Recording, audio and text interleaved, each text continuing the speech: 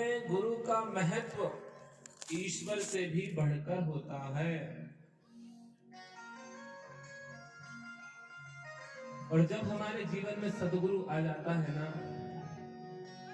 तो मानो परमात्मा के जाने का हमें रास्ता मिल जाता है। गुरु जो होता है वह एक सीढ़ी के समान होता है। सीढ़ी देखा ना आपने? अगर आपको लेंटर में जाना पड़े तो क्या सीधे लेंटर में चले जाते हो क्या? नहीं। लेंटर में जाने के लिए काय की आवश्यकता पड़ती है? सीढ़ी की, है ना? जमीन से लेंटर तक एक सीढ़ी रहती है। लेंटर में जाने के लिए हमें सीढ़ी की आवश्यकता होती है। वैसे परमात्मा को पाने के लिए हमें एक सदगुरु की आवश्यकता होती है। और जब तक जीवन में गुरु ना होना तो हम परमात्मा तक जा ही नहीं सकते, परमात्मा को प्राप्त कर ही नहीं सकते। जीवन में एक संत का होना जरूरी होता है। और बाबा तुलसी भी रामचरितमानस में कहते हैं कि बिनु सत्संग विवेक न होहि, बिनु सत्संग विवेक न होहि, बिनु सत्संग विवेक न होहि, बिनु सत्संग विवेक न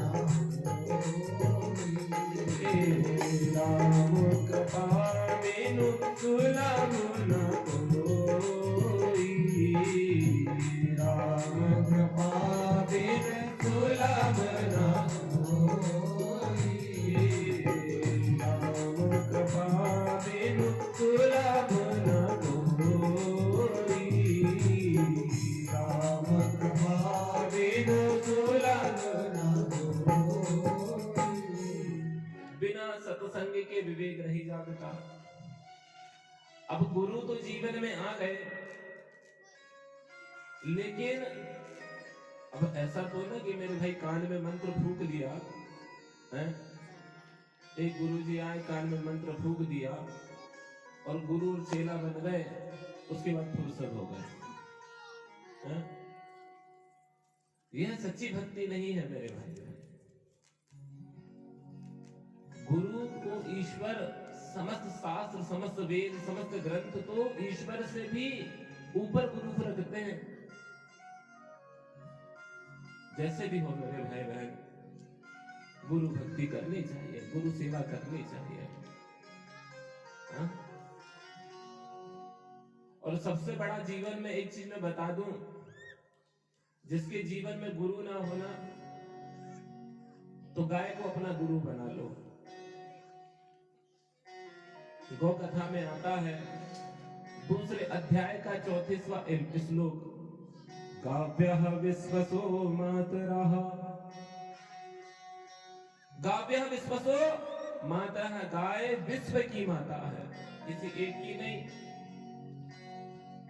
आप तो एक दो बच्चों के माता पिता होंगे, लेकिन गाव्यः विश्वसो मातरः, गाय तो विश्व की माता है।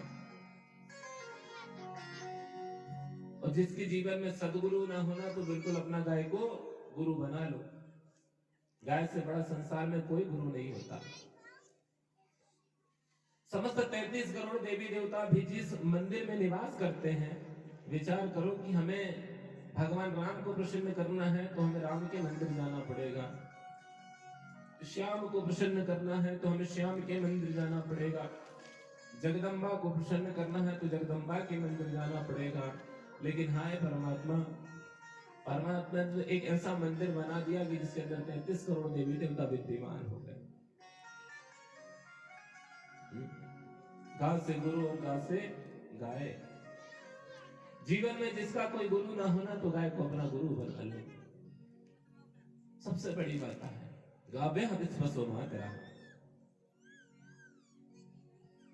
और सीखो कि गुरु क्या होता है।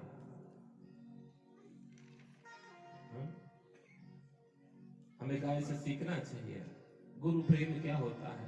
केवल कान में दीक्षा ले लिया, मंत्र ले लिया, कभी आए तो 1 दर्जन केला ले आए, थोड़े से मौसम्बी ले आए, तो यह गुरु परंपरा नहीं होती है। गुरु से प्रेम करना पड़ता,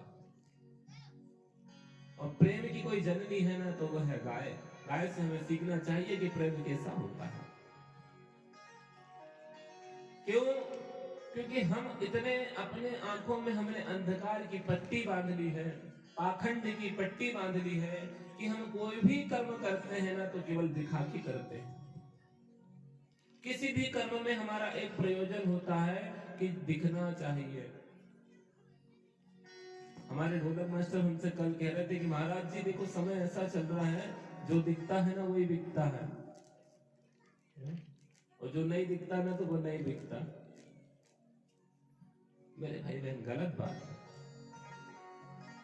हमने आंखों में ऐसी अंधकार की पट्टी बांध ली है, काम क्रोध मद लोभ मोह और नाथ नरक के पंथ। पाखंड की पट्टी बांध ली है। और एक बात मैं और आपको बता दूं कि चलो थोड़ी देर के लिए मान भी लेते हैं कि जो दिखता है वो बिकता है, और जो नहीं दिखता वो नहीं बिकता। लेकिन एक चीज याद रखो, हाथी के दांत खाने के कुछ होते हैं और दिखाने के कुछ। जो दिख रहा है ना वह पाखंड है, धोखा है, ओरिजिनलिटी नहीं है, सत्य नहीं है। और मानो हमने सत्य में जीना ही छोड़ दिया है, हम तो केवल झूठ में जी रहे हैं। मैं बार बार कहता हूं कि राम राम सत्य है। अरे ठीक तो है, परमात्मा का नाम पहले भी सत्य है, आज भी सत्य है। हम कोई भी कर्म करेंगे, हमें पूजा भी करनी है ना, नवरात्र में अगर व्रत भी रख लिया ना, तो बिल्कुल बिना घर से निकलेंगे 1 लोटा पानी लेके, बिना चप्पल के, बिल्कुल बाल खोल के, अच्छा बड़ा टीका लगा के, पूरे मोहल्ला भर से नाचते हुए जाएंगे। बोले कहां जा रही हैं? बोले आज उपवास है ना, मंदिर जा रही है। अरे तो माँ को देखने जा रही है, माँ को दिखाने के जा रही है कि पूरे मोहल्ले वालों को दिखाने जा रही है? पाखंड है। सत्यनारायण भगवान की अगर कथा भी करेंगे ना, अगर पंडित जी आ गए ना और पंडित जी ने कहा, पंडित जी को देने लगे 51 रुपए, पंडित जी ने कहा नहीं भाई 101 रुपए लेंगे, तो हम ही कहते हैं वाह पंडित जी मुंह से मांग रहे हैं। और दिन में कथा करें और रात में बढ़िया 10,000 रुपए का डीजे लगवा लिया, पूरे गांव वालों को नहीं सोने दे रहे, बोले आज हमारे घर कथा हुई थी, डांस कर रहे हैं।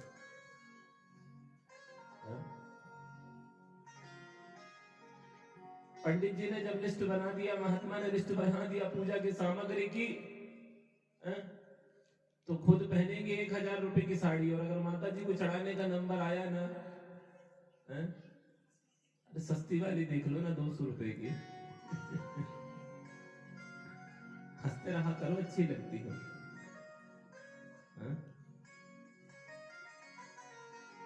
साउंड वाले भैया वोल्टेज बढ़ेगा क्या? नहीं आज नहीं बढ़ेगा। आज कुछ बिल्कुल सिंपल लग रहा है, सामने सुर भी नहीं, एक भी सुर नहीं लग रहा है, ना बेस मिल रहा है ना इको मिल रहा है। करो यार भैया, कुछ तो करो यार। बिल्कुल ऐसा लग रहा है जैसे कुछ चोंगे में बोलते हैं ना।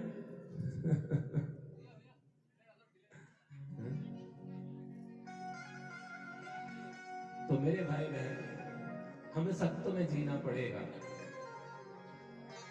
एक बार की बात है, एक महात्मा थे,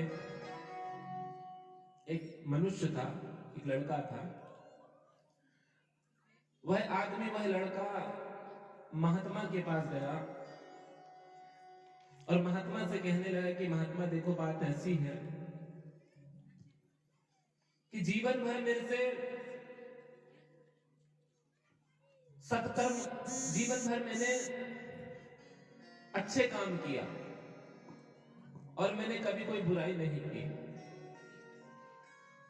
तो मैं चाहता हूं कि अगर मैं कोई बुराई कर भी लूं, मैं कोई बुराई कर्म कर ही लूं या कोई बुरा कर्म कर लूं तो मुझसे वो मेरा बुरा कर्म अच्छा कर्म हो जाए, तो ऐसा कोई युक्ति बताए। महात्मा ने बड़े अच्छी बात कही उस लड़के से, कहा एक काम करो, अगर कोई अच्छा काम करो ना तो तुम अपने घर के दरवाजे, अपने घर की दीवार में एक खीला ठोक देना। लड़के ने कहा बिल्कुल ठीक, लेकिन एक चीज याद रखो, अगर कोई बुरा काम करो ना तो भी अपने घर की दीवार में एक खीला ठोक देना। नहीं, अच्छा कर्म करो तो खीला मत ठोकना, अच्छे कर्म के लिए कोई शाबाशी नहीं है, वो तो परमात्मा देख रहा है। लेकिन जब भी तुम कोई बुरा काम करो ना तो अपने घर के दरवाजे, अपने घर की दीवार में खीला जरूर ठोक दिया करो। अब तो वो जो लड़का था ना उसने महात्मा की बात मान लिया, दिन भर घूमे फिरे और जो भी गलत काम होना तो एक एक खीला अपने घर में, बुरे काम का एक एक खीला उसने ठोकना शुरू कर दिया। एक दिन हुआ, 2 दिन हुआ, 3 दिन हुआ, 4 दिन हुआ, 5 दिन हुआ, 6 दिन हुआ, ऐसा करते करते बुराइयों के बहुत सारे खीले दीवार में ठुक गए। अब जब पूरे दीवार भर गई खीले से तो पुनः लौट के गया महात्मा के पास और महात्मा से कहा, महात्मा जी मैंने जितनी भी बुराई करा ना तो एक बुराई का एक खीला ठोक के आया हूं अपने घर में और खीले बहुत सारे हो गए हैं। महात्मा ने कहा एक बात मेरी और मानो। बोले क्या? अब बोले जितनी अच्छाई करोगे तो एक अच्छाई करोगे तो एक खीला निकालते जाना। लड़के ने महात्मा की बात मान ली। अब एक अच्छाई करे तो एक खीला निकाल दे, 2 अच्छाई करे तो 2 खीला निकाल दे, 3 अच्छाई करे तो 3 खीला, ऐसा करते करते दीवार के पूरे खीले निकल गए। अब लड़का महात्मा के पास पहुंचा, कहा महात्मा जी मैंने जितने बुराई के खीले ठोके थे ना और अच्छाई करना शुरू करा, एक एक करके पूरे खीले निकाल दिया, लेकिन दीवार में बहुत सारे दाग हो गए, छेद हो गए। महात्मा ने कहा मेरे भाई बहन बड़ी अच्छी बात कही कि बेटा जो तूने बुराई किया था और एक खीला तूने ठोका था ना और अच्छाई करने में वो खीला तूने निकाल दिया, और जो खीले में छेद है, जो खीले में दाग है ना, वो इतनी जल्दी नहीं भरने वाले।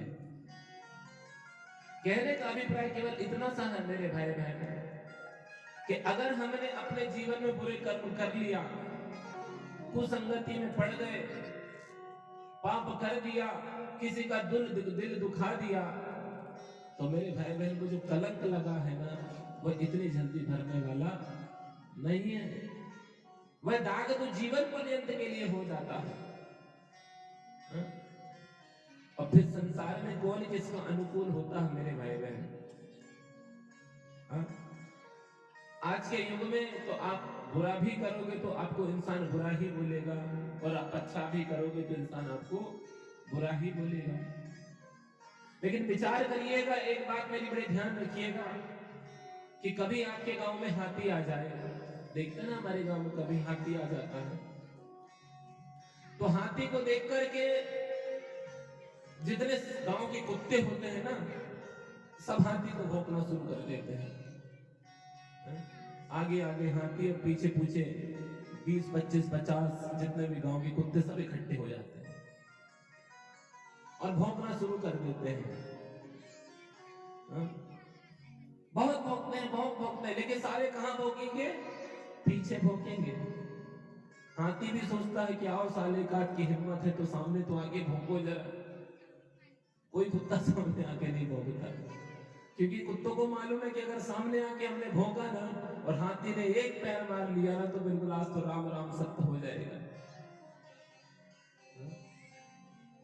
इसलिए बुराई करने वालों को करने दो,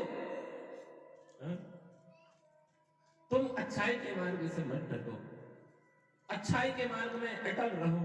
मेरे भाई बहन याद रखना, झुकता वही पेड़ है जिसमें फल लगे होते हैं,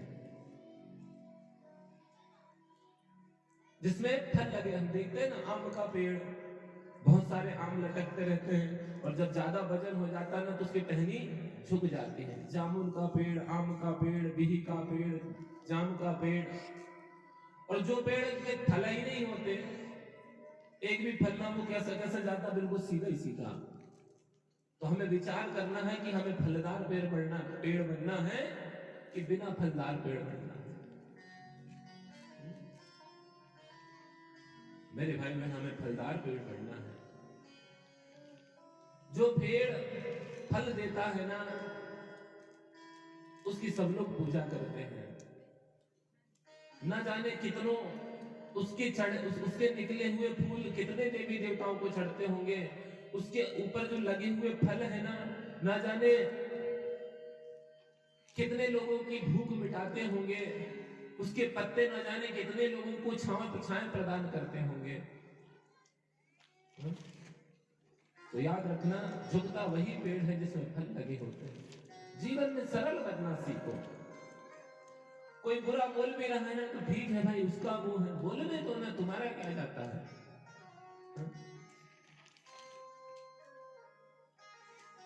अब विचार करो, देखो संसार में मनुष्य की एक्टिविटीज होती है। किसी का बिल्कुल आदत ही होती है बुरा बोलने की। अब एक्टिविटीज है, क्या करें। और मैं तो बार बार कहता हूं ना कि जिनके जैसे बाड़ी बेला उनके वैसे फरका, और जिनके जैसे दाई दादा उनके वैसे लड़का।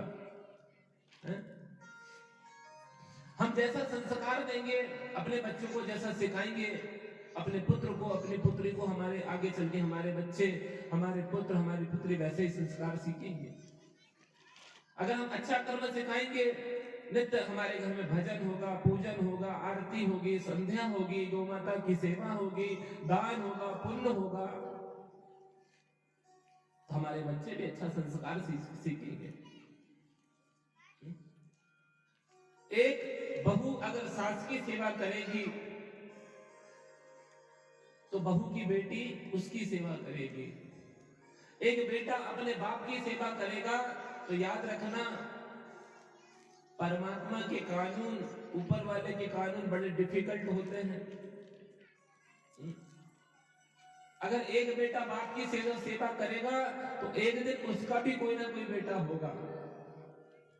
जब उसका बेटा देखेगा कि मेरे पापा अपने पापा की सेवा करते हैं, तो उसका बेटा भी एक दिन उसकी सेवा करेगा। और पता चल रहा है कि कोई बहू अपनी सास को कह रही है डायन, तो याद रखना तुम्हारी भी कभी ना कभी लड़की होने वाली है, तुमको भी डायन कहेगी। मेरे भाई, जीवन का उसूल है एक हाथ दे और एक हाथ ले। जैसा कर्म करोगे वैसा परिणाम तुम्हें भुगतना पड़ेगा, क्योंकि कर्म तुम्हारे द्वारा बनाए हुए हैं। और हम सब कुछ जानते हैं। मैं तो बार बार कहता हूं ना, इंग्लिश में बड़ी अच्छी कहावत है, jack of all master of none. जानते हम सब कुछ है, लेकिन हम उसको समझने की चेष्टा नहीं करते। शराब में लिखा है शराब स्वास्थ्य के लिए हानिकारक है, लेकिन फिर भी हम पिए जाते हैं। सिगरेट में लिखा है नो स्मोकिंग, सिगरेट नहीं पीना चाहिए, कैंसर हो जाएगा, लेकिन फिर भी हम पिए जाते हैं। गुटखा नहीं खाना चाहिए, बुरे किसी को गाली नहीं बकना चाहिए, किसी के प्रति बुरा नहीं सोचना चाहिए, फिर भी हम करे जाते हैं। जिस रोड में कांटे लगे हुए हैं, जान के हम वहीं पे भागते हैं।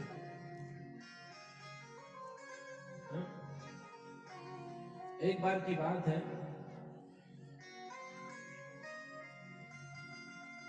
एक बार भगवान शंकर घूमने के लिए मृत्युलोक में आए। भगवान शंकर घूमने के लिए मृत्युलोक में आए। तो मृत्युलोक में जैसे पहुंचे ना, तो वहां पे उन्हें एक लड़का मिला। लड़के ने भगवान शंकर को देखा, कहा अरे भोले बाबा, नमस्कार नमस्कार, पैर पड़ा, नमस्कार किया, बैठो बैठो बैठो। बैठ गए भगवान शंकर। भगवान शंकर ने बोला, बेटा हम ना बहुत प्रसन्न हैं तुमसे, मांगो क्या वरदान मांगते हो, मांगो क्या वरदान मांगते हो, हम बहुत प्रसन्न हैं तुमसे। उस लड़के ने भगवान शंकर से कहा कि बाबा, बात ऐसी है कि मैंने जीवन में आज तक कोई पाप किया ही नहीं, आप उठा के देख लो, एक भी पाप नहीं किया मैंने, इतना बड़ा हो गया और एक भी पाप नहीं किया मैंने। भगवान शंकर ने आंख बंद करे और देखा, अरे हाँ, ये लड़का तो बिल्कुल सही बोल रहा है यार, इसने जीवन में एक भी पाप नहीं किया। हाँ मानते हैं यार तुमने एक पाप नहीं किया। तो बोले क्या चाहते हो? बोले बाबा आप आ गए हमने, तो मैं एक पाप करना चाहता हूं। भगवान ने समझाया कि जब जीवन में तूने कोई पाप नहीं किया है तो क्यों पाप करना चाहता है? नहीं बोले बाबा मैं एक पाप करना चाहता हूं, अगर आपकी आज्ञा हो तो। अब भगवान शंकर बेचारे फंस गए। भगवान शंकर ने कहा कि चल ठीक है भाई, अब मैंने तो तेरे को वरदान दे दिया हूं, खुश हो गया हूं कि मांग क्या वरदान मांगता। चल मैं एक पाप की परमिशन तेरे को दे रहा हूं, एक पाप की परमिशन दे देता हूं, एक पाप तू कर ले, वो पाप मैं तेरा माफ कर दूंगा। लड़का खुश हो गया कि भगवान बिल्कुल एक पाप करने के लिए तैयार हो गए, करवाने के लिए। तो भगवान शंकर ने चार कमरे बना दिए, जादू से बिल्कुल ऐसा हाथ किया और 4 कमरे बना दिए।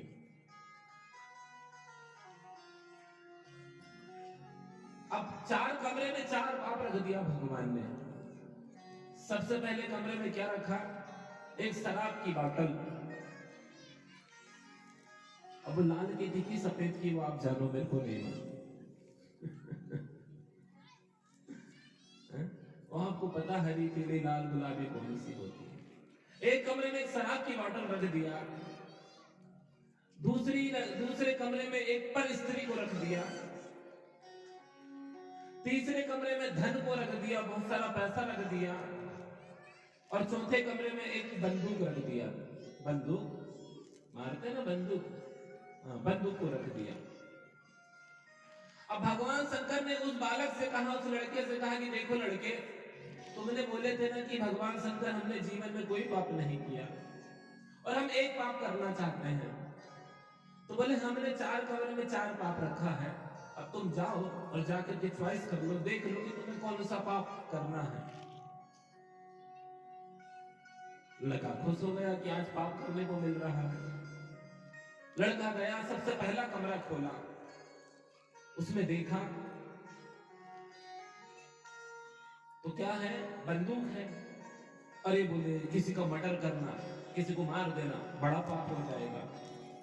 बड़ा पाप नहीं करता, छोटा पाप करूंगा। दूसरा कमरा खोला, बहुत सारे पैसे, धन दौलत, सोना चांदी रखा था। अरे बोले चोरी करना बहुत बुरी बात है, ये बड़ा पाप हो जाएगा, बड़ा भी नहीं करता। तीसरे कमरे में पर नारी थी, पर स्त्री थी। अरे बोले ये तो नारी है, इसके साथ दुराचार करूंगा तो बहुत बड़ा पाप हो जाएगा।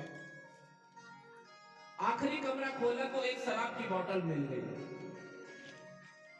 लड़के ने सोचा कि ये तो छोटा सा पाप है, शराब पीना छोटा सा तो पाप है। तो लड़के ने क्या किया कि शराब की बोतल खोली और पूरी की पूरी शराब पी ली। अब जब शराब पी है ना, और जब शराब का नशा उसके ऊपर हुआ है ना, तो उसने बाजू वाला कमरा खोला और सारे के सारा पैसा चुरा लिया।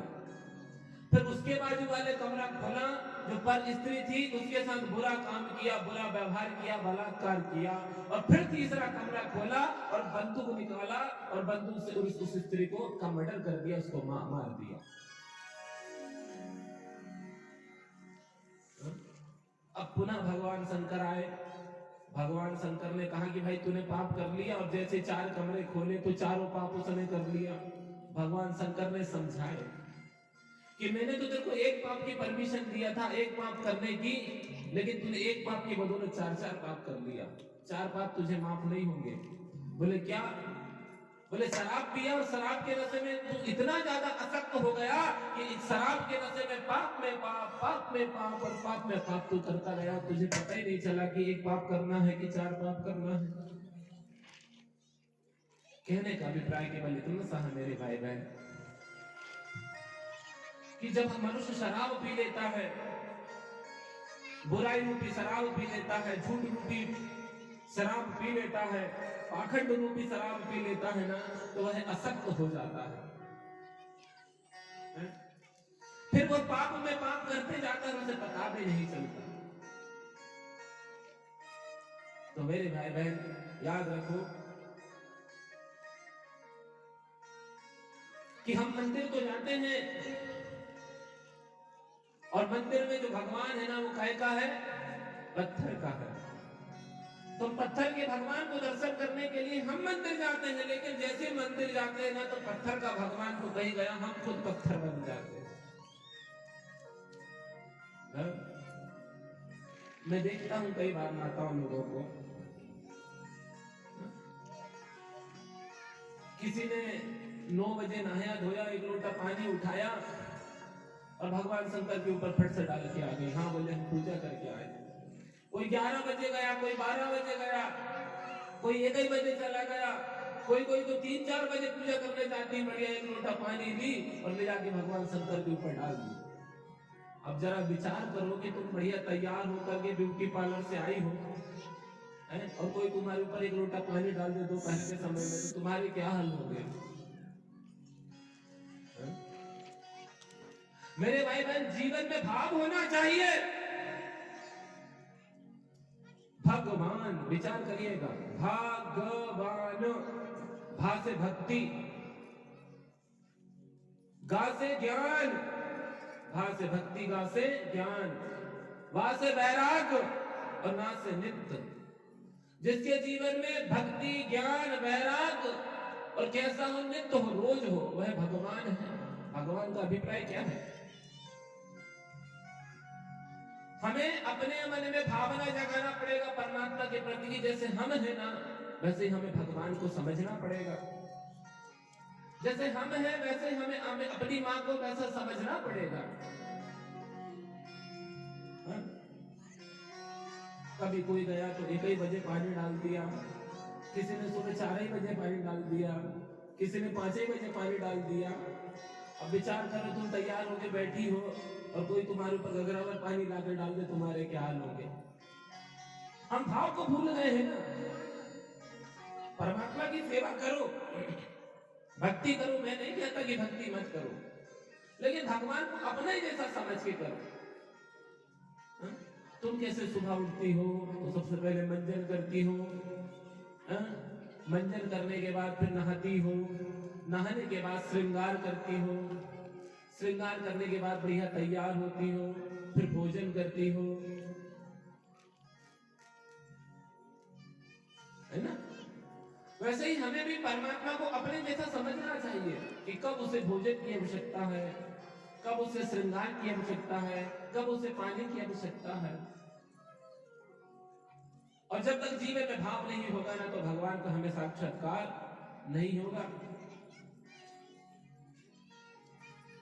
हमें भाव जगाना पड़ेगा। बड़ी अच्छी कथा याद आती है मुझे, बड़े ध्यान से सुनो, बहुत अच्छी कथा सुनाता हूं। प्रेम से बोलो जय माता दी। एक बार की सत्य घटना बता रहा हूं, बिल्कुल सत्य घटना। और मैं जो भी कहानी बताता हूं ना, मैं इधर उधर की कहानी पढ़ के नहीं बताता, जो हुआ है उसको केवल सत्य घटना में आपको सुनाता हूं। एक बार की बात थी, कलकत्ते में माता महाकाली, बोली महाकाली मैया की जय हो, आदिशक्ति महाकाली। कलकत्ते में माता महाकाली विद्यमान थी। महाकाली के परम भक्त हुए बाबा रामकृष्ण परमहंस जी महाराज। परम भक्त थे माता जी के, आदिशक्ति जगदम्बा के। बड़ी अच्छी कहानी, ध्यान से सुनो। बाबा रामकृष्ण परमहंस जी महाराज इतने बड़े भक्त थे कि स्वयं महाकाली मां बाबा रामकृष्ण से बात भी करती थी, बाबा के साथ खेलती भी थी। बाबा रामकृष्ण परमहंस जी महाराज के हाथ से वो खाना भी खाती थी।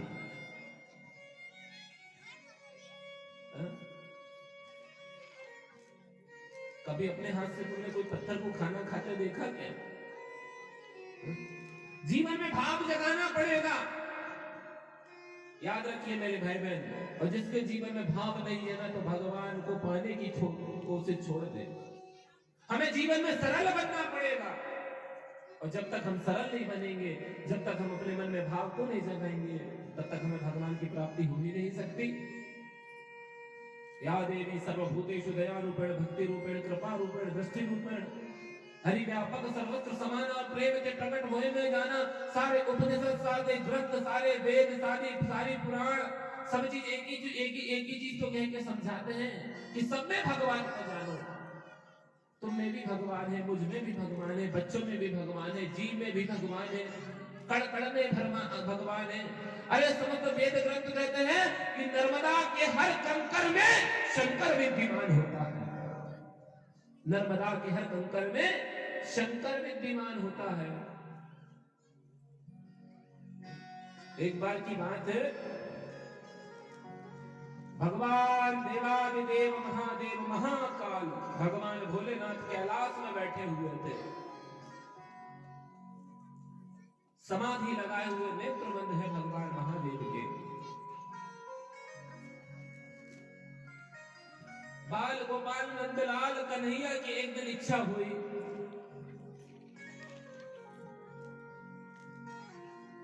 कन्हैया की एक इच्छा हुई कि आज हम अपने बाबा के दर्शन करेंगे, भगवान शिव के दर्शन करेंगे, भगवान शंकर के दर्शन करना है।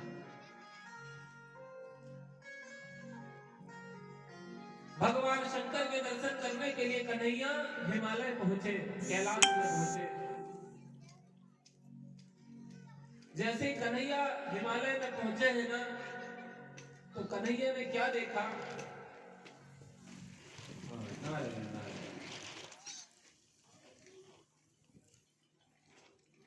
देखो भगवान महादेव को याद कर रहे हैं।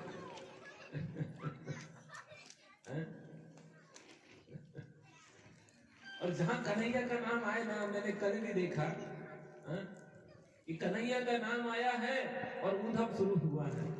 कल भी कन्हैया जी का नाम आया और कितना, कहीं साउंड बंद हो रहा, कहीं लाइट बंद हो रही। आज फिर कन्हैया का नाम आया, केवल नाम ही से उधम शुरू हो जाता है।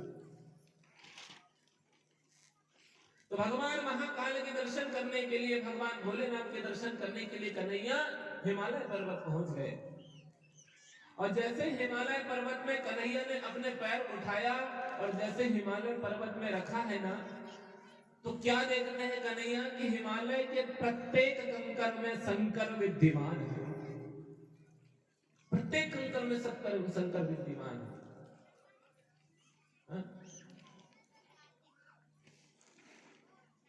अब तो मानो कि अगर पैर रखते हैं और कंकर के ऊपर पैर पड़ जाए ना, कंकर के ऊपर पैर पड़ जाए तो मानो शंकर का अपमान हो जाएगा। तो आज श्याम वर्ण जो कन्हैया थे ना, उन्होंने अपना रूप काले तो थे कन्हैया जी, भगवान कृष्ण ने अपना स्वरूप बदल करके एक सर्प का स्वरूप धारण कर लिया, एक नाग का स्वरूप धारण कर लिया।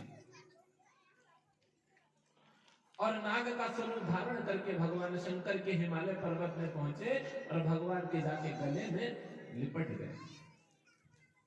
यह भाव होना चाहिए। मैं बार बार कहता हूं कि नर्मदा के हर कंकर में शंकर विद्यमान होता है। एक बार एक महात्मा ऐसे ही कह रहे थे कि नर्मदा के हर कंकर में शंकर विद्यमान है। एक माता जी थी, वो नर्मदा स्नान के लिए चली गई। नर्मदा स्नान के लिए गई तो महाराज जी समझा रहे थे कि नर्मदा जी में जाओ और स्नान करो और पहली डुबकी जैसे ही मारो और हाथ में जो कंकर आ जाए, जो पत्थर आ जाए ना, उसको शंकर समझ के अपने घर ले आओ। श्रीमद् शिव महापुराण के 7वें अध्याय कि 9वें श्लोक में कहा गया है कि सत्यम भाव महाकाल रूपम नर्मदेश्वर शक्ति प्रदम भावयम महा। अर्थात कि नर्मदा के पत्थर को पूजा की आवश्यकता नहीं होती, प्रतिष्ठा की आवश्यकता नहीं होती। नर्मदा जी में जाओ एक डुबकी मारो और जैसे ही हाथ में तुम्हारे पत्थर लग जाए ना, उस पत्थर को ला करके अपने घर में उसका पूजन शुरू कर दो। नर्मदेश्वर का पूजन करने का फल प्रत्येक शिवलिंग का पूजन करने से 10 गुना ज्यादा प्राप्त होता है।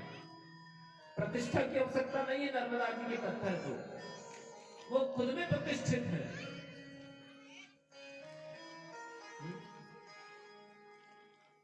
खुद में प्रतिष्ठित है। एक माँ ने डुबकी लगाई और डुबकी, जैसे महाराज जी ने कहा था कि डुबकी लगाओ, और डुबकी लगाने में जैसे तुमने हाथ डाला और वैसे पत्थर आए ना, तो उसको अपने घर में ले आना और उसकी पूजा करना। अब जब माता जी ने डुबकी लगाई तो एक हाथ की जगह दोनों हाथ पानी में डाल दिए, अब दो पत्थर निकल गए।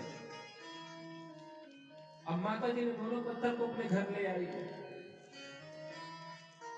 अब दोनों पत्थर को जब घर ले आई ना, तो बुद्धि भ्रमित हो गई।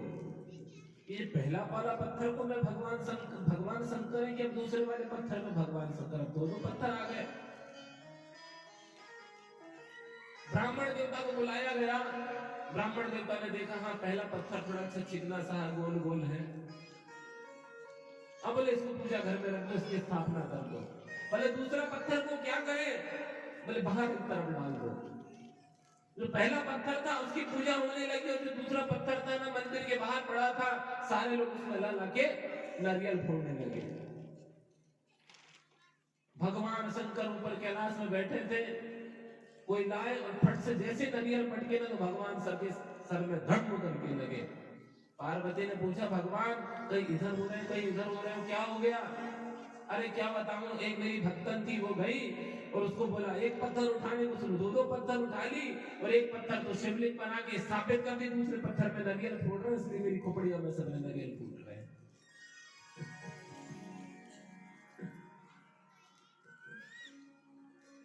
किसी ने बड़ी अच्छी बात कही है मेरे भाई बहन, पत्थर को तरासा तो पत्थर भी है कह उठे कि तू जिसकी हिफाजत करे वो मेरा सनम है।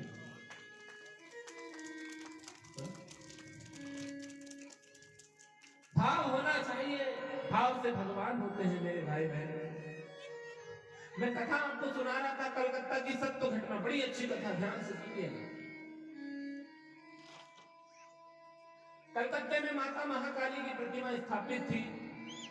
भगवान रामकृष्ण परमहंस माता के बड़े अच्छे भक्त थे। माता महाकाली बाबा रामकृष्ण परमहंस जी महाराज के हाथ से रोज खाना खाती थी। माता के बहुत बड़े भक्त थे। महाकाली मैया बाबा रामकृष्ण परमहंस के साथ खेलती थी, बात करती थी। एक दिन की बात है, मंदिर में माता महाकाली की मूर्ति थी, प्रतिमा स्थापित थी। नवरात्रों का समय नजदीक आया तो कुछ लोग नवरात्रे के समय में मंदिर में पेंट कर रहे थे। खुदाई होती है ना, पेंट कर रहे थे। माता महाकाली की मूर्ति के ऊपर गुंबद था, कहते हैं ना मूर्ति के ऊपर गुंबद होता है। अब गुंबद की पेंटिंग चल रही थी, तो एक जन रस्सी में ऊपर चढ़ गया, रसेली लगा करके, और हाथ में वो डब्बा रहता ना पेंट करने वाला, उसको भी ऊपर ले जा लिया, और नीचे प्रतिमा और ऊपर वो बढ़िया पेंट कर रहा था। अचानक पेंट करते करते क्या हुआ, उसके हाथ से वो डब्बा छूट गया, और जैसे ही वो डब्बा छूटा ना, तो माता महाकाली बिल्कुल ऐसा चार हाथ लेके खड़ी थी, वो डब्बा छूटा और सीधे माता के हाथ में आके गिरा। और जैसे ही माता के हाथ में गिरा तो पत्थर की पाषाण की मूर्ति थी, माता का हाथ टूटा और जमीन में गिर गया। अब जैसे ही कलकत्ता में सबको पता चला कि अरे काली माता की मूर्ति के हाथ में डब्बा गिर गया, अब तो मूर्ति खंडित हो गई है। बहुत अच्छी बात बता रहा हूं, मूर्ति खंडित हो गई है। बहुत बड़ी मीटिंग, बहुत बड़ी सभा बुलाई गई, बड़े बड़े विद्वान आए, सबने अपना अपना मत रखा। उस समय बाबा रामकृष्ण परमहंस जी महाराज कहीं गए थे। सबने अपना अपना मत रखा कि अरे ये पत्थर की मूर्ति में पेंट का डब्बा गिर गया है, और मूर्ति का हाथ टूट गया है, यह मूर्ति खंडित हो गई है, यह मूर्ति खंडित हो गई है, इसे हटाया जाए, उसकी जगह में दूसरी मूर्ति स्थापित की जाए। हम लोग भी ऐसे करते हैं ना कि अगर हमारे घर में कोई मंदिर में मूर्ति खंडित हो जाए तो हम उसको विसर्जन करके दूसरी मूर्ति स्थापित करते हैं। तो जैसे पेंट का डब्बा गिरा और काली माता का जो हाथ था वह टूट के गिर गया, समस्त विद्वान जन इकट्ठा हुए और सबने विचार करा कि जो मूर्ति है इसका हाथ खंडित हो गया है, अब इस मूर्ति का पूजन नहीं करना चाहिए, इसको हटा दिया जाए। बहुत बड़ी सभा बैठी, सभा में बाबा रामकृष्ण परमहंस को बुलाया गया। बाबा कहाँ हो? बाबा आए, देखा तो बड़े बड़े विद्वान, बड़े बड़े विदूषी, बड़े बड़े संस्कृत को जानने वाले, बड़े बड़े प्रकांड विद्वान ब्राह्मण सब बैठे हुए थे। सबने कहा बाबा जो काली मैया की मूर्ति है उसका हाथ टूट गया, पत्थर की मूर्ति का हाथ टूट गया है, इस मूर्ति को बदलना पड़ेगा, इसकी जगह में दूसरी मूर्ति रखना पड़ेगा, इसकी मूर्ति का पूजन हम बंद करते हैं, हम इसका पूजन नहीं कर सकते, खंडित हो गई। बाबा रामकृष्ण परमहंस जी महाराज ने भरी सभा में बड़ी अच्छी बात कही। बाबा रामकृष्ण परमहंस जी महाराज खड़े हुए और कहा, अरे मूर्खो, जिस काली मैया की मूर्ति को तुम माँ कहते हो वह काली मैया की मूर्ति नहीं, मेरी माँ है। एक बात का मेरे को जवाब दो कि अगर तुम्हारी घर में तुम्हारी माँ का हाथ टूट जाए तो क्या तुम अपनी माँ को बदल लेते हो? है हिम्मत तो अपनी माँ को बदल के दिखाओ। विचार करो मेरे भाई, जिस मूर्ति को आप जिस मूर्ति से काली मैया बाबा रामकृष्ण परमहंस जी महाराज के हाथ से खाना खाती थी, बात करती थी, खेलती थी, उसका हाथ टूट गया, सबने कहा मूर्ति बदल दी जाए। बाबा ने कहा कि अरे अगर तुम्हारी घर में तुम्हारी माँ का हाथ टूट जाए तो क्या तुम अपनी माँ को बदल दोगे? होता है क्या? अगर तुम्हारा हाथ टूट जाए तुम्हारा लड़का बोलेगा नहीं हमारी मम्मी का हाथ टूट गया, खंडित हो गई, इसको भगाओ, दूसरी मम्मी लेके आओ। देखो कतिया ढाने वाले बच के रहना, नहीं तो पता चला तुम्हारा हाथ टूट गया या पैर टूट गया तो बच्चे कहेंगे कि माँ को बदलो, पापा दूसरी मम्मी लेके आएंगे। अब क्या करे बाबा? तो जब माँ का हाथ टूट जाता है तो बेटा क्या करता है? सेवा करता है, इलाज करता है। बाबा रामकृष्ण परमहंस जी महाराज ने कहा कि चिंता मत करो, ये मेरी माँ है, पत्थर की जरूर है लेकिन मेरी माँ है। और बाबा रामकृष्ण परमहंस जी महाराज ने माता का हाथ उठाया और बहुत सारे पत्तों को तोड़ करके, पहले पत्ते को तोड़ते थे ना, लेप बनाते थे, लेप बनाया, माता के हाथ में लगा दिया और एक कपड़ा बांध दिया और कहा 3 दिन के लिए दरवाजा बंद कर दो। और जैसे 3 दिन के लिए दरवाजा बंद किया गया और जैसे 3 दिन के बाद दरवाजा खोला और जैसे पट्टी खोला तो पाषाण की मूर्ति का हाथ भी जुड़ गया। इसलिए किसी ने बड़ी अच्छी बात कही कि पत्थर को तराशा तो पत्थर भी ये कह उठे कि तू जिसकी हिफाजत करे वो मेरा सनम है। धन्य है बाबा रामकृष्ण परमहंस जी। कहने का अभिप्राय केवल मेरे भाई बहन इतना सा है कि हमें जीवन में भाव को जगाना पड़ेगा, और जब तक हमारे जीवन में भाव नहीं होगा तो हमें भगवान की प्राप्ति नहीं होगी। भाव को जगाने के लिए हमें भगवान की प्राप्ति करनी पड़ेगी, और जब हमें हमारे मन में भाव जाग जाएगा तो हमें ईश्वर मिल ही जाएगा। ईश्वर को पाने के लिए किसी ढकोसले की जरूरत नहीं, किसी दिखावे की जरूरत नहीं, किसी पाखंड की जरूरत नहीं, किसी झूठ की जरूरत नहीं है। छाप तिलक सब छोड़िए तुझने न मिला के, छाप तिलक सब छीड़िए तुझने न मिला के, छाप तिलक सब छीड़िए तुझने न मिला के, छाप तिलक सब छीड़िए तुझने न मिला के, नैना मिला के उसने न मिला के, नैना मिला के उसने न मिला के।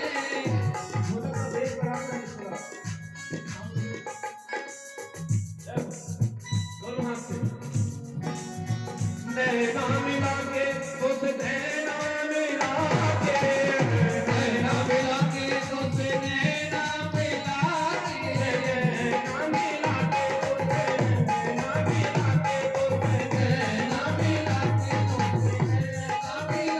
नैना नैना नैना नैना नैना मिला के तुझसे नैना मिला के तुझसे नैना मिला के तुझसे नैना मिला के मतवारी कर दी ये तुझसे नैना मिलाई के मतवारी कर दी ये तुझसे नैना मिला के आप तक अच्छी ये तुझसे नैना मिलाई के आप तक अच्छी ये तुझसे नैना मिला के जगदम्बे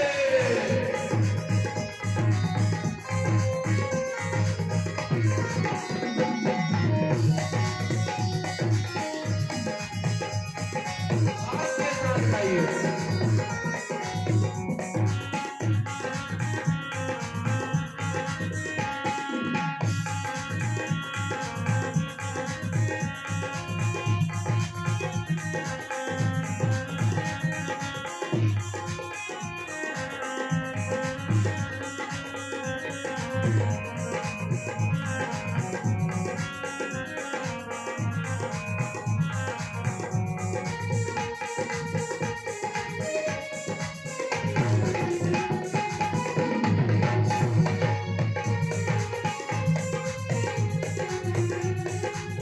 गोरे गोरे हाथों में हरी पीली चूड़ियां गोरे गोरे हाथों में हरी हरी चूड़ियां गोरे गोरे हाथों में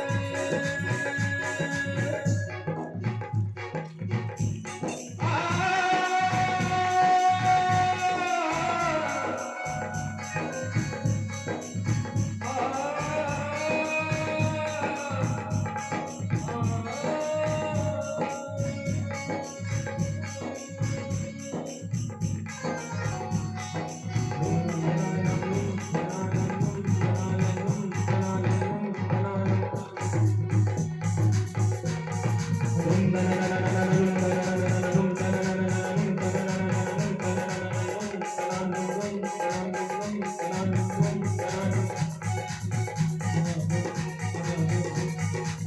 गोरे गोरे हाथों में हरी पीली चूड़ियां गोरे गोरे हाथों में हरी पीली चूड़ियां गोरे गोरे हाथों में हरी पीली चूड़ियां गोरे गोरे हाथों में हरी पीली चूड़ियां बाहों पर हरी नीले तुझसे नैना मिलाई बाहों पर हरी नीले तुझसे नैना मिला के बाहों पर हरी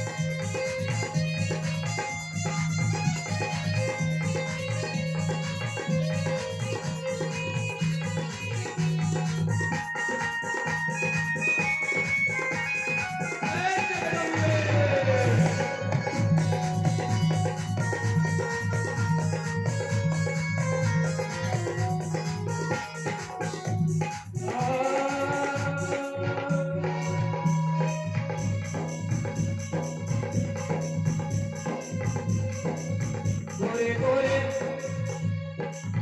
गोरी गोरी अखियन में कजरा लगाई के गोरी गोरी अखियन में कजरा लगाई के कजरा लगाई के कजरा लगाई के कजरा लगाई के कजरा लगाई के कजरा लगाई के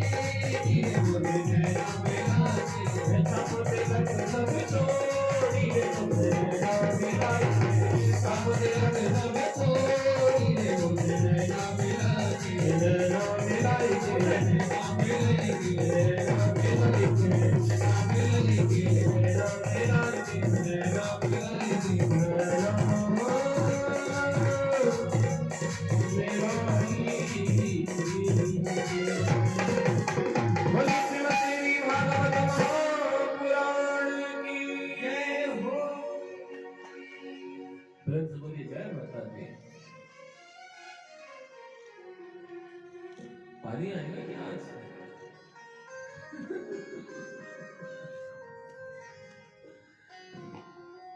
कन्हैया जी कल आए थे तो जिस दिन आए थे तो पानी तो आया था ना। हर भादो की जन्माष्टमी उमड़ घुमड़ के मेघा बरसे। चलिए समय का ध्यान देते हुए कल हमने 28 अवतारों की कथा सुनी। देखिए श्रीमद् देवी भागवत महापुराण में भगवान के जो 28 अवतार है ना उनकी कथा विस्तार से नहीं है ना। लेकिन फिर भी जैसा बने एक घड़ी आधी में बुनियाद थोड़ी देर चर्चा करते हैं। तो राम कथा का भी समय हो रहा है, आज राम चर्चा भी करनी है ना। देखेंगे जितना समय हमसे बन पड़ेगा राम कथा के लिए। समय की बड़ी परेशानी होती है और आप भी बिल्कुल 2 ही बजे आती है, 3 बजे आती है। अभी कहिए तो अभी चली आ रही है, पप्पू के पापा घर ही नहीं क्या? हंसती रहा करो, अच्छी लगती हो। मैं बार बार कहता हूं कि मर्यादा का समय में जब मर्यादा थी ना तो मर्यादा के समय में माताओं का जो पल्लू 24 घंटे सर पे डला रहता था। मर्यादा के समय में माताओं का पल्लू सर से कांधे में नहीं आता था। और हाय जब से ब्यूटी पार्लर का जमाना आया है ना, आजकल कंधे से पल्लू सर में नहीं जाता। हम मत ढाको हो गया, कुछ नहीं। इसलिए बताता हूं कि तुमको याद रहे तो किसी सर में पल्लू ढका रहना चाहिए। हंसती रहा तब अच्छी लगती है। मेरे को नहीं आ रही हंसी, आज थोड़ा सर्दी हो गई ना।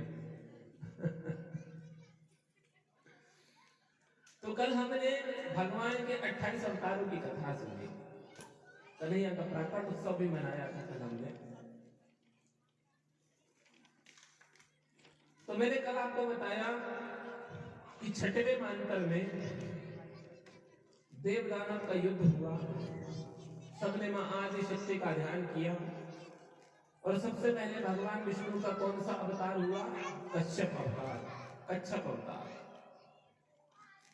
तो समुद्र मंथन की आपने कथा सुनी होगी। देखिए भगवान के अवतार की कथा देवी भागवत में ज्यादा नहीं है, फिर भी मैं शॉर्टकट में आपको समझा रहा हूं, समझते चलिए।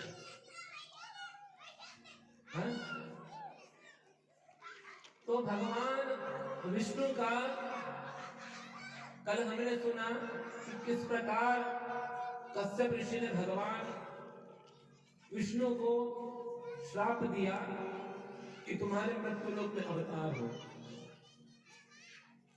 सबसे पहले भगवान विष्णु का कच्छप अवतार हुआ। समुद्र मंथन की कथा है। देखिए समुद्र मंथन की कथा से हमें एक चीज सीखना चाहिए। समुद्र जो है ना, समुद्र का अभिप्राय होता है हमारा मन। जिस प्रकार समुद्र का अभिप्राय होता है हमारा मन, जिस प्रकार समुद्र मंथन में वासुकी नाग की रस्सी बनी और विंध्याचल पर्वत की क्या बनी? मथानी। अब तो हाँ गांव वाले समझते होंगे, लेकिन आजकल तो गांव में भी मशीन निकल गई है मही भाने की, है ना। पहले देखिए यशोदा मैया मटके में बिल्कुल मही भरती थी और बिल्कुल हाथ से ऐसी खींचती थी। किसी संत ने कहा कि मथानी जिस प्रकार समुद्र को मथा गया, वैसे यशोदा भी दूध दही दही को मथती थी, है ना। और देखे ना जब हम दूध को दही को मथते हैं तो दही से क्या क्या निकलता है? माखन अलग निकल जाता है ना, घी अलग निकल जाता है, मही अलग निकल जाता है ना। तो समुद्र मंथन की कथा का अभिप्राय केवल इतना है मेरे भाई बहन कि जिस प्रकार समुद्र मंथन हुआ ना, वैसे हमें अपने अपने मन को मथना चाहिए।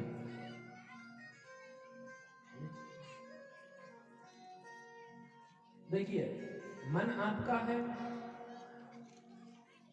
ऊपर वाले ने सब चीज आपको अपनी दिया है भाई। मुंह आपका है, आपको खुद विचार करना है कि इस मुंह से आपको किसी को आशीर्वाद देना है कि किसी को गाली बकना है, किसी को अच्छा बोलना है कि किसी को बुरा बोलना है, क्योंकि चूंकि मुंह आपका है। पेट ऊपर वाले ने आपको दिया है, आप खाएंगे तो आपका पेट भरेगा और हम खाएंगे तो हमारा पेट भरेगा। पहले सतयुग का समय गया कि कहते थे ना कि अगर पत्नी कोई कर्म अच्छा करती है तो उसका पुण्य किसको मिलता? पति को मिलता है। और अगर पति कोई अच्छा कर्म करता है तो उसका पुण्य किसको मिलता है?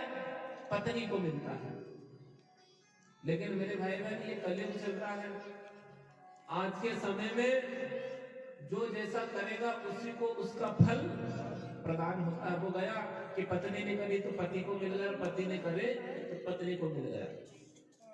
विचार करो कि अगर आप भोजन करोगे तो आपका ही पेट भरेगा कि बाजू वाली पड़ोसन का भर जाएगा? आपका ही भरेगा ना। हम भोजन करेंगे तो हमारा पेट भरेगा, हमारे चेलों का नहीं भरेगा। हमारे चेले तो खा खा के फिर के निकल गए। देखो खाते पीते महाराज है ना, क्या करेंगे?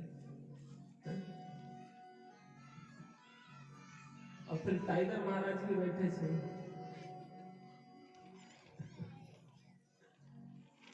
तो जो भोजन जो खाएगा पेट उसका भरेगा मेरे भाई। तो समुद्र मंथन की कथा से हमें यह अभिप्राय निकालना चाहिए कि समुद्र मंथन की जो कथा है, जिस प्रकार समुद्र को मथा गया तो समुद्र से कितनी सारी चीजें निकली। इंद्र का ऐरावत हाथी निकला, पारिजात का पेड़ निकला, पारिजात पुष्प निकला, महालक्ष्मी निकली, गविजात नाम का शंख निकला, और क्या निकला, जहर भी निकला, जिस जहर को भगवान महादेव ने अपने कंठ में धारण कर लिया। अभी पिछले बार हम लोग कहां गए थे, महादेव, कब गए थे? फरवरी तो यही चल रही है, कौन सी फरवरी? ये तो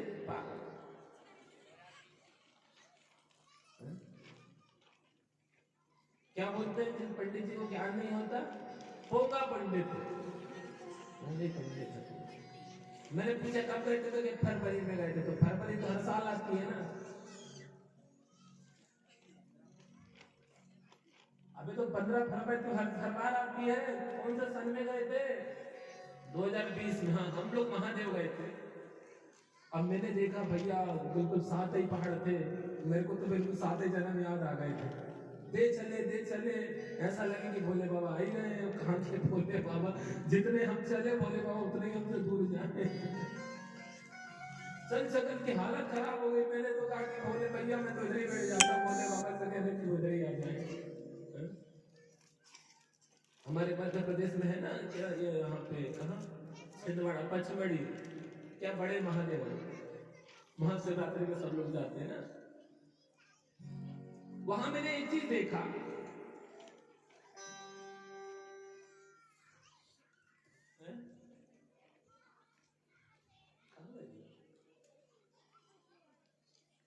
एक चीज मैंने बड़ी अच्छी बात देखा वहां पे, कि जितने भी भगत है ना, एक नारा चलता, ले भगत।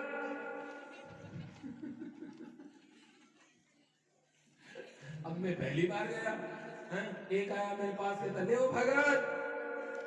मैंने कहा हो सकता प्रसाद कुछ दे रहा होगा। जितने भी जाते हैं सबरे वॉइस वाले रहते हैं, बस ले भगत। और ऐसी पींगे कि कोई तो नल्ली में पड़ा है, कोई झरने में पड़ा है, कोई पहाड़ी में पड़ा, कोई ध्यान ही नहीं। बिल्कुल शराब ही है ना।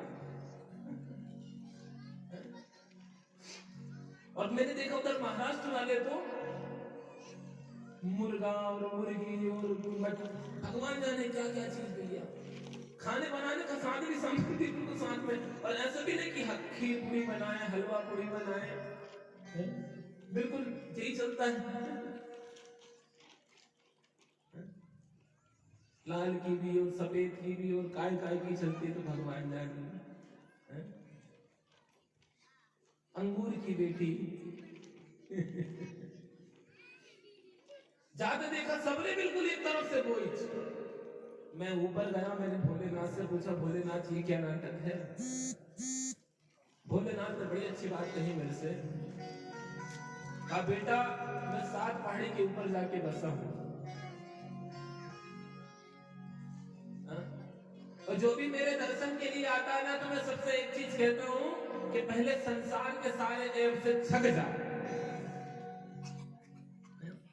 वहां जाते तो मैंने देखा था कि बहुत पीएंगे, बहुत नशा, लेकिन जब ऊपर पहुंचेंगे ना भोलेनाथ के पास, तो बिल्कुल ऐसे हो जाएंगे जैसे गऊ माता। कितने लोग जाते हैं यहां से? तुम गप्पा तो नहीं देते ना, है ना? देखते हैं ना, दे पीएंगे बिल्कुल पड़े रहेंगे 4 दिन तक वहीं पे। लेकिन जब ऊपर जैसे भोलेनाथ के पास जाते हैं, तो ऐसा लगता है भोलेनाथ ने बिल्कुल कपड़ा निचोड़ दिया। भोलेनाथ भी भक्तों से कहते हैं कि बेटा खूब खा, देखो जो लगे सब खा। देखो लाल की पी ना ली, लाल की पी, सफेद की लगे तो सफेद की पी, जो लगे वो सब खा, पी सब खा। लेकिन जब मेरे पास आएगा ना, तो मैं तो कपड़े की तरह निचोड़ दूंगा, तेरा पूरा नशा उतार दूंगा। जब हम ऊपर पहुंचते ना भोलेनाथ के पास, तो ऐसी हालत हो जाती है कि बिल्कुल कोई छूता भी नहीं, तो कहता बिल्कुल हाँ भैया अच्छी बात है। तो मैंने 2-4 लोग से पूछा, मैंने कहा भैया ये क्या है? गपई का मतलब क्या, क्यों? महादेव का प्रसाद है बोले। तो मैं क्या महादेव ने पिए थे क्या? हाँ बोले महादेव ने पिया। तो मैंने कहा महादेव ने तो जहर भी पिए थे, जरा जहर भी पिला पी के देखो। कुछ तो बिल्कुल वो भले हैं, दम मारे दम और मिट जाए गम, बोलो सुबह शाम हरे कृष्णा हरे राम। चिलम भी चल रही है, भांग धतूरा गांजा भगवान जाने क्या क्या पूरे है। तो मैंने कहा कि भगवान भोलेनाथ ने तो धतूरा भी खाए थे, मैंने कहा धतूरा खा के तो देखो क्या हाल होते हैं। अरे दो चार एक बीज खा लोगे ना तो परमात्मा नजर आ जाएंगे, धतूरे में वो क्वालिटी होती है? सब्र देवता नजर आ जाएंगे। मेरे भाई भगवान को बदनाम करते हैं कि भगवान ने ऐसा किया, महादेव ने ऐसा किया। अरे महादेव ने तो क्या किया मेरे भाई बहन? महादेव ने तो जहर भी पिया, जरा जहर पी के दिखाओ।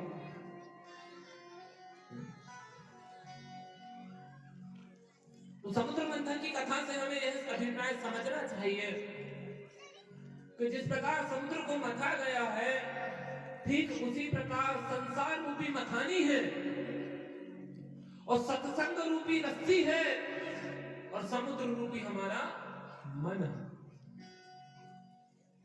हम कहां पे हैं?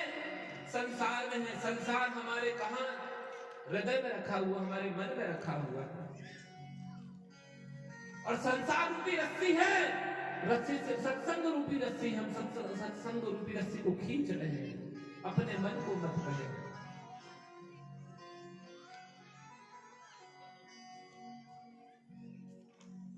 अपने मन को मत रहे। तो समुद्र मंथन की कथा से हमें यह समझना चाहिए कि देवता और दानवों ने मिलकर के समुद्र मंथन को पूर्ण किया, समुद्र को मथा। ठीक संसार में एक वक्ता और एक श्रोता, देव सत्संग की रस्सी है। दोनों जन मिलकर की कथा श्रवण करते हैं ना, तो मथानी संसार सत्संग रूपी रस्सी को खींचते हैं। तो इससे अनेक चीजें निकलती हैं। कथा आओ सुनो, कथा सुनना अच्छी बात है, लेकिन हमें कथा का सार तत्व समझना चाहिए कि कथा कहती क्या है, और सार तत्व निकाल करके हमें अपने जीवन में रख लेना चाहिए। एक बार की कथा याद आती है कि हम समुद्र को मथते नहीं, अपने मन को मथते नहीं है, और बस एक ही चीज में अड़े हुए हैं कि उसने अच्छी साड़ी पहनी, हमने अच्छी साड़ी क्यों नहीं पहनी। उसके पास इतना घर है, हमारे पास इतना घबड़ा घर क्यों नहीं है। उसके पास इतना पैसा है, हमारे पास इतना पैसा क्यों नहीं है। केवल हम यही पे फंस के रह गए हैं।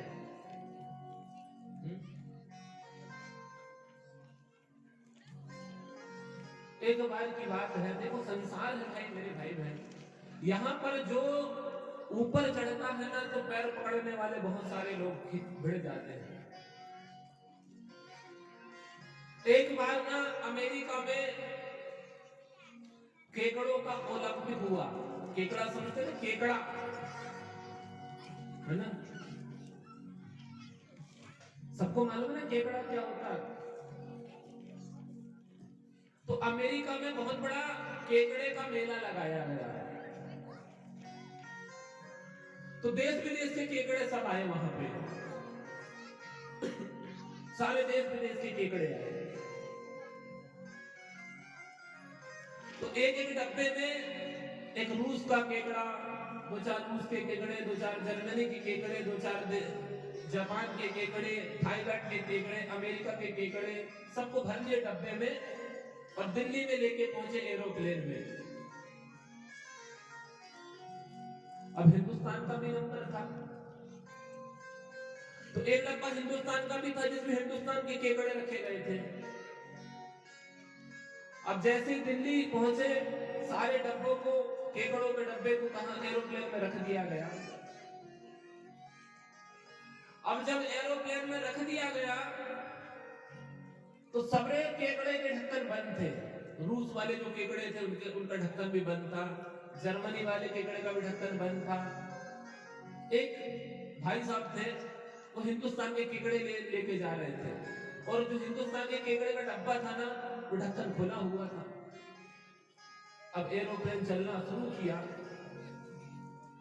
अब जैसे एरोप्लेन चलना शुरू करा तो एक माता जी आई चेकिंग के लिए, उन्हें देखा तो वो भाई साहब से पूछा, भाई साहब ये सबरे केकड़े का ढक्कन बंद है और जो एक केकड़ा का डब्बा जो है ये खुला क्यों है? तो उसने कहा इसमें हिंदुस्तान के केकड़े हैं। भाई साहब ने कहा हिंदुस्तान के केकड़े हैं। अरे बोले क्या कर रहे हो, ढक्कन बंद करो। अगर केकड़े निकल गए ना और किसी को काट दिया तो प्लेन जो है जमीन में गिर जाएगा, क्या कर रहे हो? जो भाई साहब थे ना, उन्होंने बड़ी अच्छी बात कही, नहीं नहीं बोले कोई टेंशन नहीं है, ढक्कन खुला रहे तो हम बंद नहीं करते। बोले क्यों बंद नहीं कर रहे हो? बोले अमेरिका पहुंच जाओ, अमेरिका में बताएंगे। अब भाई प्लेन चलना शुरू किया, सीधे अमेरिका पहुंच गया। अमेरिका में प्लेन लैंड हुआ तो अमेरिका वाले आए और उस भाई साहब से पूछने लगे कि भाई साहब एक बात बताओ, रूस के रूस का जो डब्बा था उसमें केकड़े थे, उसका ढक्कन बंद था। चाइना का केकड़े का ढक्कन बंद था, हिंदुस्तान के केकड़े का ढक्कन खुला हुआ था, लेकिन एक भी केकड़ा बाहर नहीं आया। उस भाई ने कहा कि अरे हिंदुस्तान के केकड़ों की आदत है, अगर एक केकड़ा ऊपर चढ़ेगा ना तो 10-20 केकड़े उसके पीछे जाके उसके पैर पकड़कर खींचना शुरू कर देंगे। इसलिए ढक्कन खुला था लेकिन एक भी केकड़ा बाहर नहीं आया, क्योंकि केकड़ा जैसे ऊपर जाए ना तो 10-20 केकड़े उसका पैर पकड़ के खींचने उसको नीचे कर दिया। ठीक यही हालत हमारी भी है मेरे भाई में। कोई अच्छा कर, अरे वो अच्छा कर रहा है, 10-20 जाकर के उसका पैर पकड़ के खींचना शुरू कर देंगे। हिंदुस्तान के केकड़ों की आदत है। अब तुम जान लो कि केकड़ा हो क्या और कुछ हो।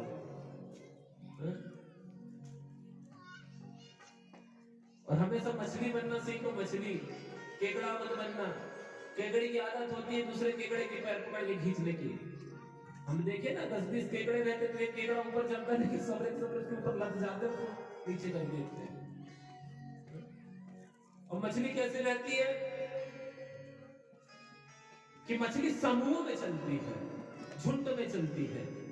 नदी तालाब में देखे ना कि 10-20 मछली रहती है तो जो सारी मछली उसके ग्रुप में आ जाती है, मछली सबको लेके चलती है। इसलिए मेरे भाई ने मछली बनना, केकड़ा मत बनना।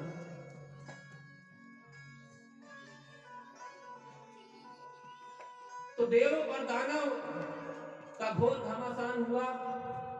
सबने मिलकर के माता आदि शक्ति की स्तुति की है। मां आदि शक्ति ने समस्त देवताओं को अभयदान दिया और कहा देवता समुद्र मंथन करो। अब तो एक तरफ राक्षस हो गए और एक तरफ देवता हो गए। विस्तार से नहीं कर रहा हूं, ये सारी कथा आपने सुन चुकी है, बिल्कुल छोटी छोटी इसी कथा में खत्म कर रहा हूं, क्योंकि राम चर्चा भी करना है ना आज। तो देवता और दानव समुद्र मंथन करने के लिए तैयार हो गए।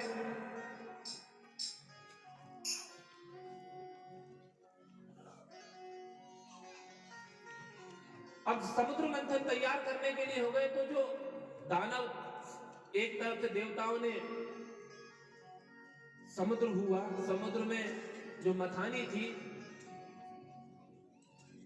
मथानी पर्वत की मथानी बनी, और जो वासुकी नाग थे वासुकी नाग की रस्सी बनी। तो देवताओं ने क्या किया, वासुकी नाग का मुंह पकड़ लिया और राक्षस जो दानव थे ना उन्होंने वासुकी नाग की पूंछ पकड़ ली। अब मथानी प्रारंभ हुई, दोनों ने खींचना प्रारंभ किया। उधर से शुक्राचार्य जी महाराज आए और शुक्राचार्य जी महाराज ने जो राक्षस थे उनको भड़का दिया। अरे क्या कर रहे हो? बोले तुमने पूंछ पकड़े हो और सांप की मुंह देवताओं ने पकड़े हैं। तो सबसे पहले जो भी चीज निकलेगी तो मुंह इंपॉर्टेंट होता है या पूंछ इंपॉर्टेंट होती है? बोले मुंह इंपॉर्टेंट होता है। मुंह जरूरी होता है। बोले सब चीज देवता रख लेंगे। दानव ने कहा कि नहीं भैया, हम तो पूछ नहीं पकड़ते, हम तो मूछ पकड़ेंगे वासुकीनाथ का। देवताओं ने कहा ठीक है भैया, तो ही पकड़ लो। अब जब मथना शुरू करे हैं तो वासुकीनाथ अपने मुंह से दे जहर निकाले, तो आधे से राक्षस तो जहर से मर गए। ऐसे कर कर करके सबने मां का ध्यान किया है, स्तुति की है, और समुद्र मंथन का कार्य पूर्ण हुआ। लेकिन जैसे समुद्र मंथन का कार्य चालू हुआ तो मंदराचल समुद्र के धरातल में जाने लगा, क्योंकि समुद्र की गहराई तो कोई नाप ही नहीं सकता। जैसे मंदराचल को खड़ा करे तो मंदराचल बिल्कुल धरती में समुद्र में डूब जाए। अब तो सबने मिलकर के भगवान नारायण की स्तुति की है।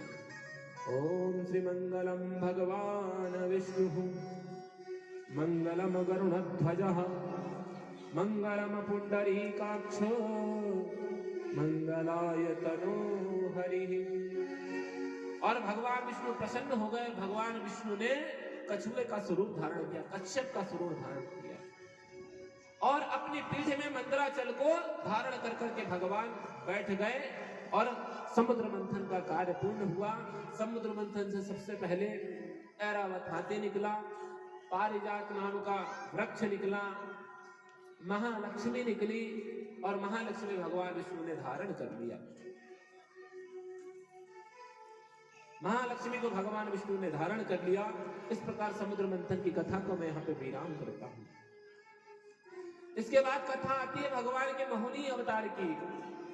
तो आपने श्रीमद् भागवत में मोहिनी अवतार की कथा सुन चुकी होगी कि किस प्रकार अमृत पाने के लिए देव दानव युद्ध हुआ।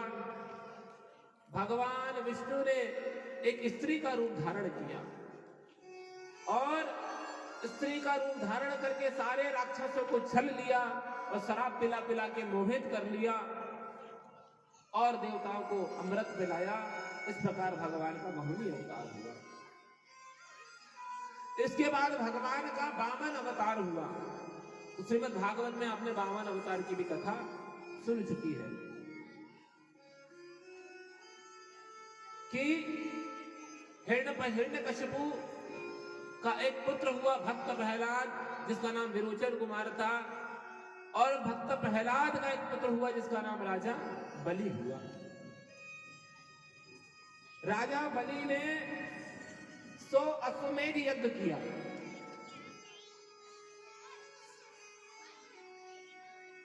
आज तो ऊपर वाले को ज्यादा गरज रहे हैं, बरसेंगे भी क्या है?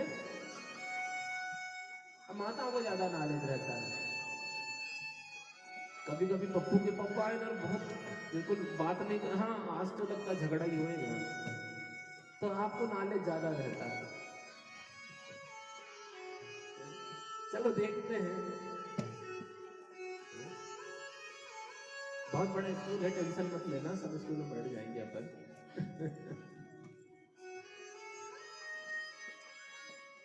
तो राजा बलि ने 100 अश्वमेध यज्ञ किए और 99 वाजपेयी यज्ञ करे। कितने? 100 अश्वमेध यज्ञ और 99 वाजपेयी यज्ञ। एक यज्ञ बचा था और अगर राजा बलि एक यज्ञ को पूर्ण कर लेता ना, तो राजा इंद्र की गद्दी उसे प्राप्त हो जाती। अब तो इंद्र घबराया।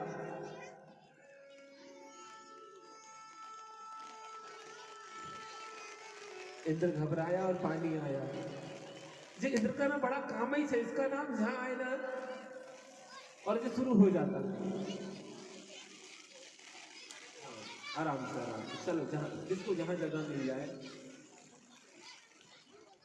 अच्छा वाटर प्रूफ है क्या? श्री राधे श्री राधे श्री राधे।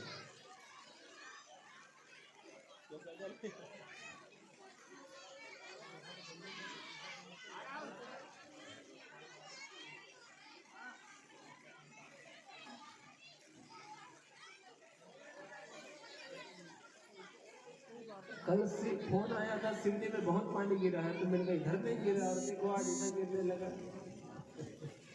बिन मौसम की बरसात हो रही है। अच्छा आज बसंत पंचमी है ना? हाँ, माँ सरस्वती का प्राकट उत्सव है आज तो।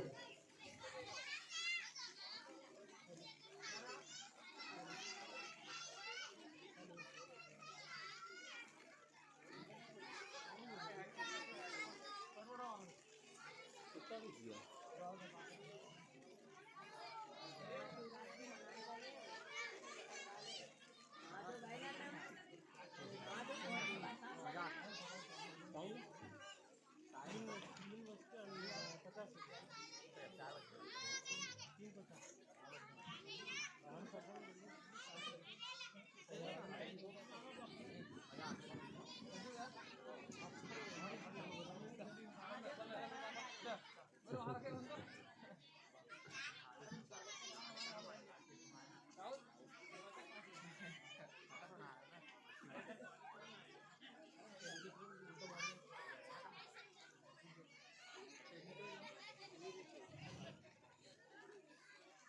हाँ पेट साफ।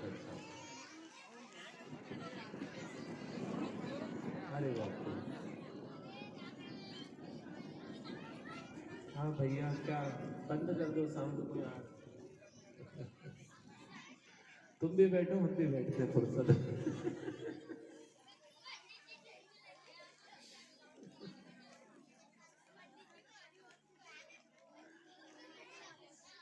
आगे भी आएंगे ऊपर वाले के बस इतने ही कि ठंडे हो जाएंगे, इतने ही में ना। कहीं ऐसी जरूरत ना है कि आरती मारती करना पड़े।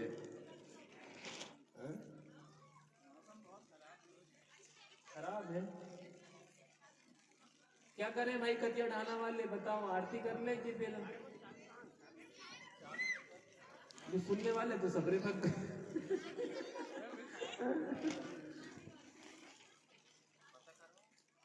बताओ बताओ फिर साउंड आउट बंद करना है क्या कर? चालू रखे कथा क्या फिर आरती मारती करें, विराम करें आज?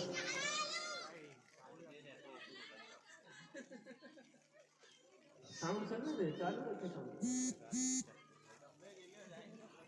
डब्बे गीले हो जाएंगे यार, अब छोटे रहे तो लेके भाग जाए कहीं पे भी, अब क्या करे बस है।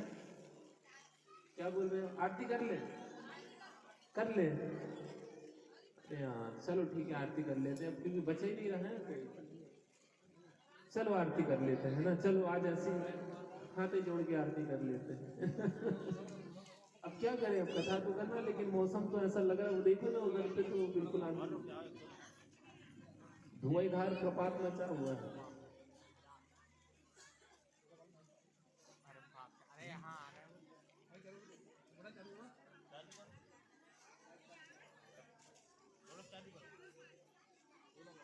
कर लेना आरती। हाँ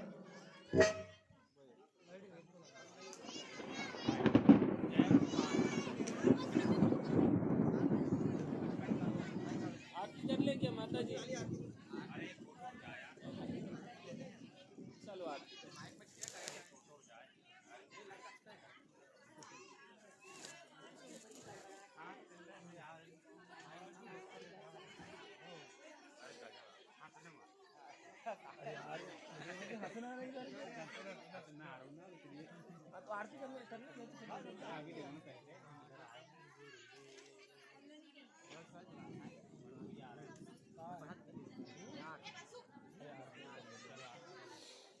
कौन सी आरती कर ले?